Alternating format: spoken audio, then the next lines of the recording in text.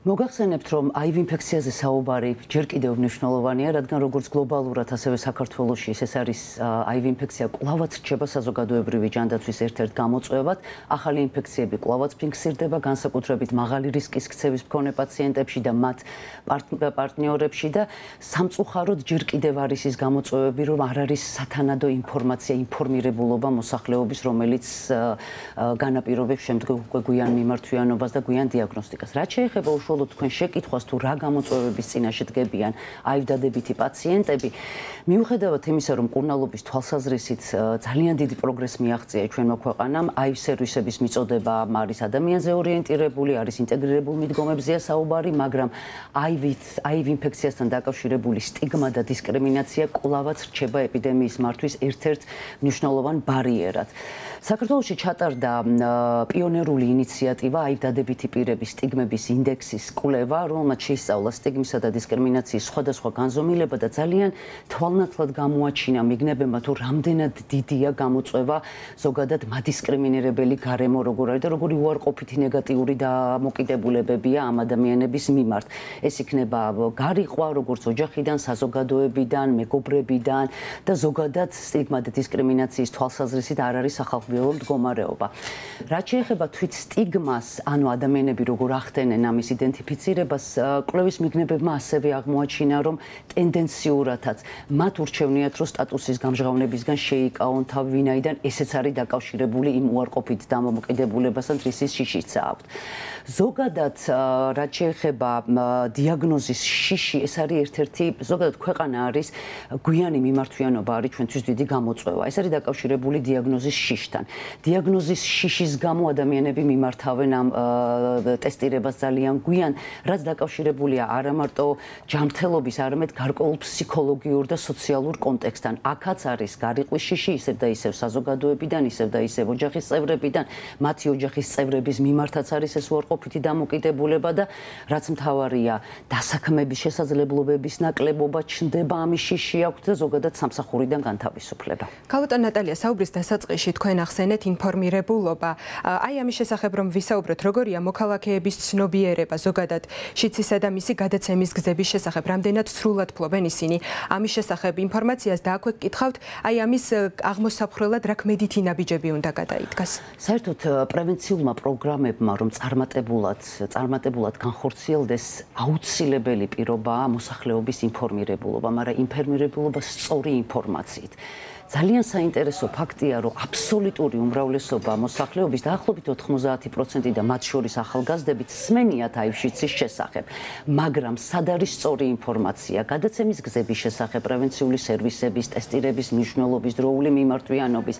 სამწუხაროდ, აი ახალგაზრდების დაახლოებით 15-დან 24 ასაკობრივ ჯგუფში აღმოჩნდა, რომ მხოლოდ 11%, ანუ ყოველ 9-დან 1-მა ახალგაზრდამ იცის რა არის გადაცემის სამი სწორი გზა. დაახლოებით მხოლოდ 30%-მა იცის, რომ HIV ინფექცია არ გადადის კოღოს ნაკბენით და ნერწყვით. მხოლოდ 50%-მა იცის, რომ ეს გასაზიარებელი ჭურჭლით HIV დადებით პირთან ერთად არ ხდება გადაცემა. ძალიან მაღალია აქაც დისკრიმინაციის და საერთოდ დისკრიმინაციული დამოკიდებულება დაახლოებით 60% და რა თქმა უნდა ქალაქში უფრო ნაკლებია, ვიდრე სოფლად მაცხოვრებელ მოსახლეობაში.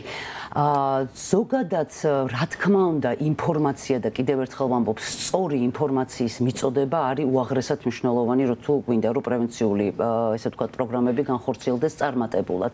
ეს არის განათლების ფორმალური თუ არაფორმალური გზით, ახალგაზრდებთან აუცილებლად უნდა მოხდეს უფრო ესეთი სარისკო ქცევებზე ფოკუსი, აუცილებელია მოსახლეობის ინფორმირებულობა სტიგმა და დისკრიმინაციის და მათი უარყოფითი შედეგის შედეგად არ არსებობს ქვეყნების სტიგმის გარეშე, მაგრამ არსებობს კარგი მაგალითები. ის ქვეყნები, რომელმაც მოახერხეს მინიმუმამდე დისკრიმინაციის დაყვანა და მე მჯერა, რომ ეს დიდი ძალისხმევით, რა თქმა უნდა, შესაძლებელია, რომ ნულოვანი ტოლერანტობა გქონდეს დისკრიმინაციის მიმართ.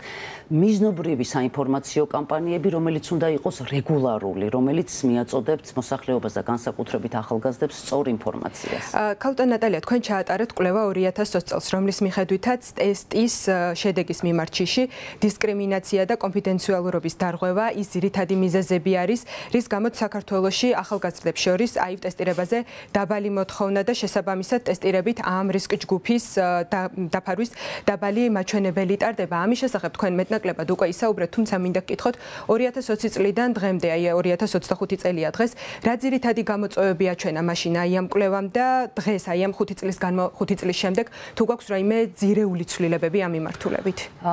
დიდი მადლობა შეკითხვისთვის. დიახ, გაეროს მოსახლეობის ფონდმა არაერთი კვლევა ჩაატარა 2020 წლიდან მოყოლებული, რომელიც უშუალოდ იკვლევდა არა მარტო ახალგაზრდებში, მაგრამ სხვადასხვა ჯგუფებში თუ რა არის ის მიზეზები, რა არის ქცევა, რატომ არ აქვთ ახალგაზრდებს мотиваცია რომ გაიკეთონ ტესტირება.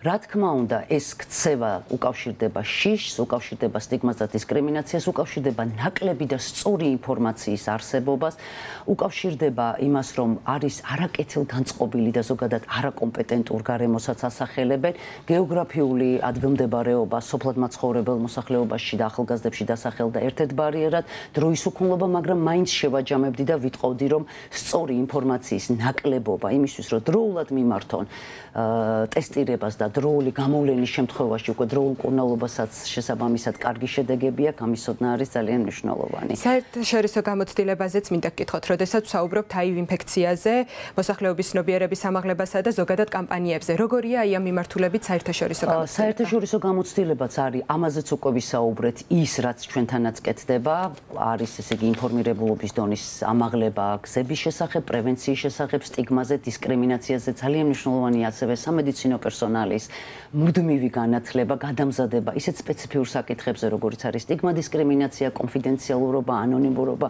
მონაცემთა დაცვა, ასევე გარკვეული უფლებები და ჩვენ აღვნიშნავთ სოფლიოშიც საერთაშორისო დღეს 1 დეკემბერს და აღვნიშნავთ მაისის მესამე კვირაში გარდაცვლილთა ხსოვნის დღეს.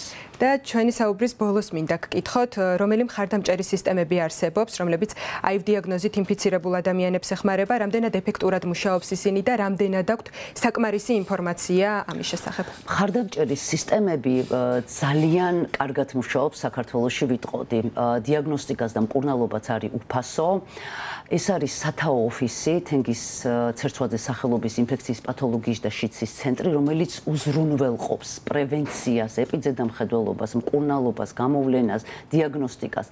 რაც შეეხება, ეს არის სამედიცინო სერვისები, პრევენციული და მკურნალობის.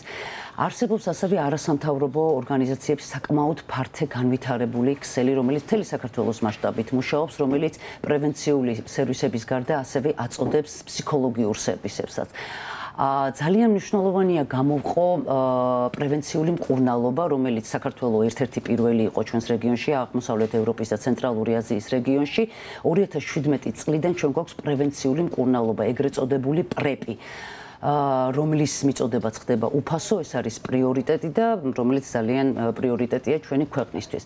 ასევე არის საერთაშორისო მხარდაჭერა, გლობალური ფონდი, რომელიც წლების განმავლობაში ძალიან დიდია წვლილი, მისი წვლილი აივ ინფექციის მართვაში და ასევე გაეროს მოსახლეობის ფონდი და გაეროს თემატური ჯგუფი, რომელიც აივ შიდსის საკითხებზე მუშაობს, რომელსაც ხელმძღვანელობს გაეროს მოსახლეობის ფონდი და წლების განმავლობაში ჩვენც ტექნიკურ დახმარებას ვაწოდებთ როგორც პოლიტიკის შექმნაში, ასევე აივ სერვისების ინტეგრირებული რეპროდუქციული ჯანმრთელობის სერვისების ხარისხის უზრუნველყოფაში.